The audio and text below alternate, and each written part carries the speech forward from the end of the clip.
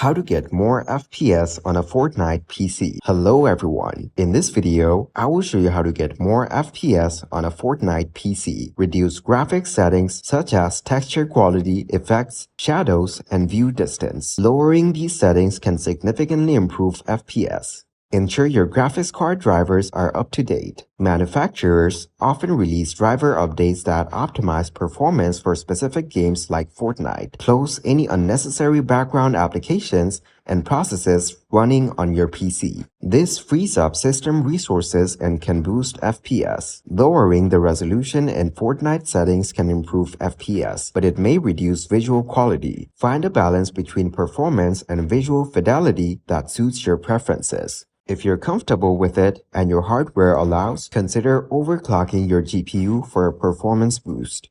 Be cautious and follow proper overclocking procedures to avoid damage. Thank you guys for watching this video. Hope you got some value. Make sure to like the video and subscribe to the channel to get notified of new videos. See you in the next one.